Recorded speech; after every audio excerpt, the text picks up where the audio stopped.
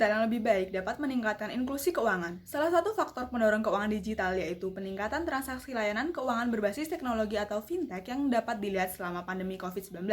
Namun, pandemi juga menyebabkan munculnya permasalahan pada fintech, terutama fintech pendanaan peer-to-peer lending, diantaranya permasalahan modal dan likuiditas, penyalahgunaan data pribadi, serta penagihan yang tidak sopan dan melanggar ketentuan.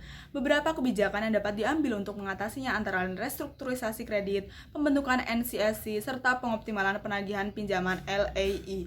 Kami merekomendasikan pemerintah untuk mengambil kebijakan restrukturisasi kredit dengan skema penjaminan bagi fintech pendanaan sebab dibutuhkan kebijakan yang dapat diterapkan dalam jangka pendek. Keuangan digital memberikan dampak positif terhadap inklusi keuangan. Pertama, keuangan digital dapat meningkatkan akses masyarakat berpenghasilan rendah dan miskin terhadap layanan dasar jika digunakan oleh mereka. Kedua, keuangan digital yang lebih mudah digunakan akan meningkatkan penggunanya. Kedua hal tersebut menyebabkan inklusi keuangan menjadi lebih baik. Dampak positif tersebut merupakan alasan pentingnya perbaikan keuangan digital di Indonesia. Akan tetapi, masih terdapat berbagai permasalahan pada keuangan digital di Indonesia, khususnya pada perusahaan fintech. Masalah pertama yakni permasalahan modal dan likuiditas yang ditunjukkan oleh penurunan outstanding pinjaman fintech sejak April hingga Juli 2020. Selain itu, tingkat keberhasilan 90 juga menunjukkan tren yang menurun. Masalah kedua yakni penyalahgunaan data pribadi. Pada Januari hingga November 2020, AFPI mencatat pengaduan pelanggaran data pribadi sebesar 7,7% dari total pengaduan. Pelanggaran ini ternyata juga dilakukan oleh fintech legal. Masalah ketiga yakni penagihan yang tidak sopan dan melanggar ketentuan. Pada Januari hingga November 2020, AFPI mencatat pengaduan masalah ini sebesar 46% dari total pengaduan. Beberapa tindakan tidak sopan yang dilakukan antara lain peneroran, intimidasi, seksual harassment, dan penggunaan data pribadi nasabah. Masalah-masalah tersebut perlu diatasi agar tidak menghambat adanya inklusi keuangan yang lebih baik. Opsi pertama yang dapat diambil oleh pemerintah yakni restrukturisasi kredit dengan skema penjaminan bagi fintech pendanaan. Selama pandemi, kebijakan restrukturisasi kredit hanya diterapkan pada bank atau leasing. Untuk mengatasi permasalahan modal dan likuiditas fintech, khususnya fintech pendanaan, kebijakan ini dapat dilakukan pula pada fintech yang dapat berupa penurunan atau subsidi suku bunga, perpanjangan jangka waktu kredit, pengurangan tunggakan pokok, penambahan fasilitas kredit atau pembiayaan, dan konversi kredit atau pembiayaan menjadi penyertaan modal sementara. Kelebihannya yakni dapat membantu likuiditas fintech dan peminjam sehingga dapat mempertahankan keberlangsungan fintech pada masa pandemi. Kekurangannya yakni dibutuhkan biaya yang cukup besar. Opsi kebijakan kedua yaitu mengenai pembentukan National Cyber Security Center atau NCIC di Indonesia. Peraturan tentang data pribadi sudah diatur dalam UU ITE namun belum memuat aturan pelindungan data pribadi secara spesifik. Oleh karena itu dibutuhkan kebijakan yang lebih spesifik, salah satunya adalah pembentukan NCIC di Indonesia.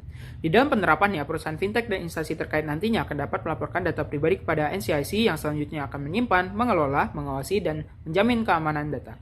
Perusahaan fintech yang ingin menggunakan data pribadi peminjam atau nasabah dapat melapor kepada pemilik data melalui sistem yang ada di NCIC. Opsi ini memiliki kelebihan di dalam meningkatkan keamanan, transparansi, serta tingkat kepercayaan dari pengguna layanan fintech terkait masalah penggunaan data pribadi. Namun opsi ini juga memiliki kekurangan, yaitu adalah biaya R&D yang besar serta proses pembentukan institusi dan birokrasi yang lama, sehingga akan memerlukan waktu di dalam implementasi kebijakan ini.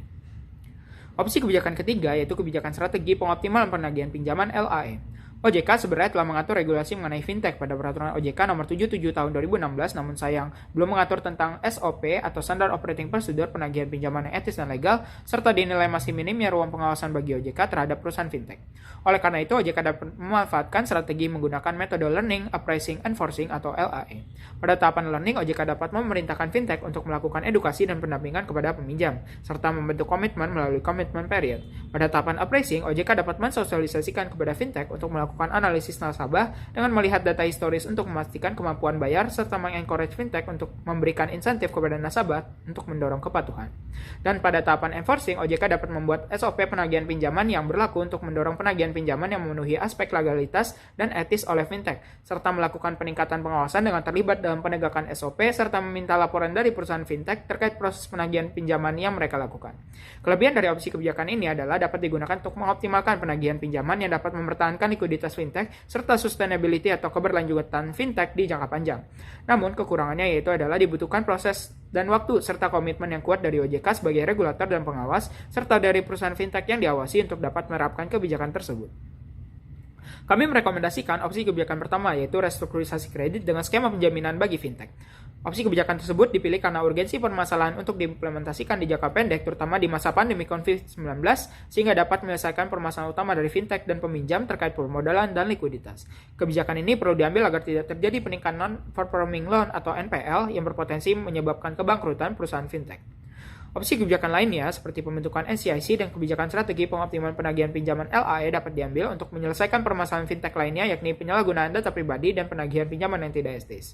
Namun, implementasi kebijakan tersebut tentu memerlukan proses perumusan dan waktu yang lebih lama serta melibatkan banyak pihak di dalam penerapan kebijakan tersebut, sehingga dalam pandangan policymaker kebijakan tersebut akan lebih visible untuk diterapkan di jangka menengah dan panjang. Pandemi COVID-19 memperlihatkan beberapa tantangan dan permasalahan yang dihadapi oleh perusahaan fintech di Indonesia, di antaranya terkait permodalan dan likuiditas, penyalahgunaan data pribadi, serta proses penagihan pinjaman yang tidak etis. Opsi kebijakan yang kami rekomendasikan untuk menyelesaikannya yakni dengan kebijakan restrukturisasi kredit dengan skema penjaminan, pembentukan NCIC, serta kebijakan strategi pengoptimalan penagihan pinjaman LAE. Untuk jangka pendek dalam menghadapi dampak pandemi COVID-19, kami merekomendasikan opsi kebijakan pertama yaitu kebijakan restrukturisasi kredit dengan skema penjaminan. Kebijakan tersebut diharapkan dapat memperkuat industri fintech di Indonesia serta memperkuat stabilitas sistem keuangan di Indonesia. Sekian Pam Priming News hari ini, terima kasih.